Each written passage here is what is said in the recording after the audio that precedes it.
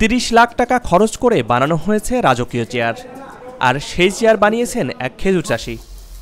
কাকে বসানোর জন্য শুনে চমকে যাবেন।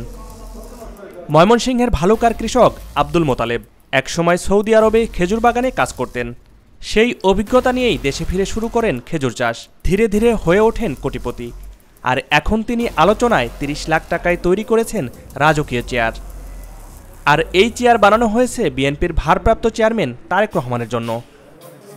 ২০০৪ সালে তারেক রহমান তার খেজুর বাগানে এসেছিলেন। তখন মাটির ঘরে ছিলেন মোতালেব। তারেক রহমানকে বসানোর মতো চেয়ার ছিল না। তখনই তিনি প্রতিজ্ঞা করেন একদিন দেশ সেরা চেয়ার বানাবেন তারেক রহমানের জন্য।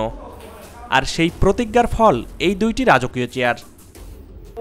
একদিন দাঁড়াই থেকে বাগান থেকে ওই দিন আমার কাছে খুব কষ্ট লাগছিল যে আজকে প্রধানমন্ত্রী পুত্র আমার বাগানতে দাঁড়ায় গেছে বসতে দিতে পারি না।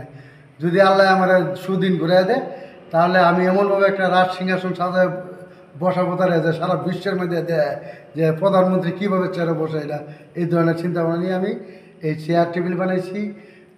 বসা একটু রেস্ট নেওয়ার জন্য একটা খাট বানিয়ে রাখছি। তার যা যা লাগে খাওয়ার জন্য টেবিল লাগে ওইটাও বানিয়ে রাখছি। সব কিছু আমি বানিয়ে রাখছি যে আমার ধারণা হলো একদিন সে একদিন বাংলাদেশে আসবে, আসলেই প্রধানমন্ত্রী হবে। যার জন্য আমার প্রধানমন্ত্রী যেন আমার বাগানে আবার আসবে আল্লাহর মত। আমি জানি রাজপথের মতো রাজপ্রাসাদ করে এই যে ঘর বানিয়ে রাখছি তার জন্য সে এখানে বসতে পারে। ২০০৮ সালে কাজ শুরু। ৬ বছর ধরে তৈরি হয় এই চেয়ার। কাঁঠাল কাঠ দিয়ে তৈরি এমন নকশার চেয়ার নাকি বাংলাদেশে আর নেই।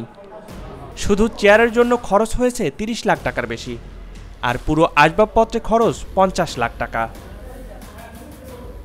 তারেক রহমানকে চেয়ারে বসিয়ে আত্মতৃপ্তি পেতে চান Motaleb.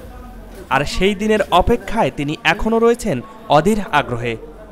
Shariful Islam, news desk, channel 9।